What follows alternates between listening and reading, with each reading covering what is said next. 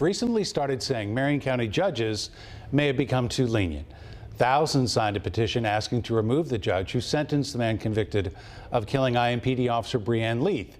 Angela Ganote investigated the options available for removing a judge in Marion County.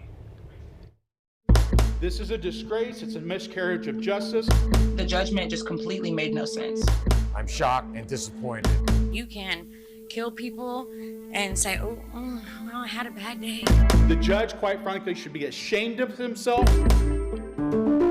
Fast and furious criticism to Marion County Superior Court Judge Mark Stoner when he announced the punishment for the man who killed IMPD officer Breanne Leath. I'm disappointed. We heard from the Fraternal Order of Police. This is a travesty of justice. The Indiana State Police Alliance spoke out. The Indianapolis Police Merit Board and thousands of citizens signed a petition demanding Judge Stoner step down.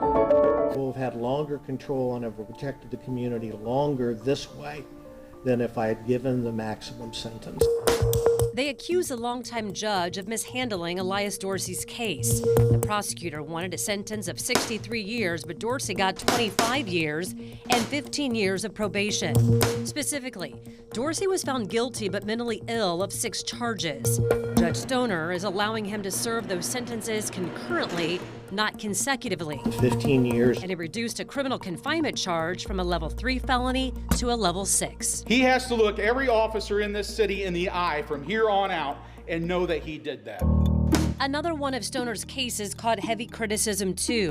Daisha Lacey admitted she smothered her infant daughter, but Judge Stoner found her not guilty.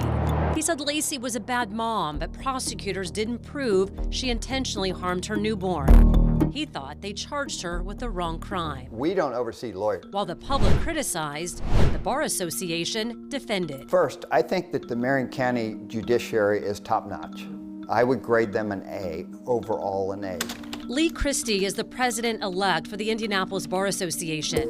He and other members responded to Stoner's criticism with this letter detailing how they believe the public was misled about the Dorsey case. We're forever changed. He said Judge Stoner followed sentencing guidelines. Judge Stoner's sentence was within the guidelines for what Dorsey was convicted of, what the jury found him guilty of, and where he was allowed to sentence him.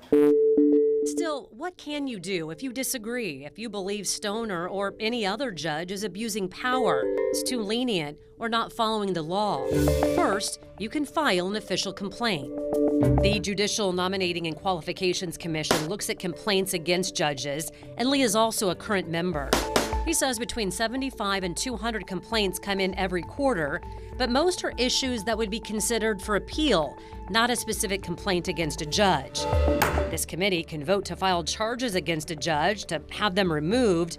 Lee says he has voted to do that one time. Second, voters can vote not to retain a judge, and here's how that works. In 2017, the General Assembly formed a committee that helps choose judges for Marion County. So while Marion County voters don't elect judges, they do vote if they'll retain one. For each judge, that happens every 6 years. And this November, voters will decide the fate of 18 judges up for retention. So it really is a good bipartisan program to put the best judiciary for the residents of Marion County, in my opinion. That is a disgrace. While much criticism is focused here on judges, Lee believes there's a greater need for a robust discussion on sentencing guidelines and what individuals can be charged with. He said ultimately, Hoosier lawmakers make those decisions. In Marion County, I'm Angela Ganote.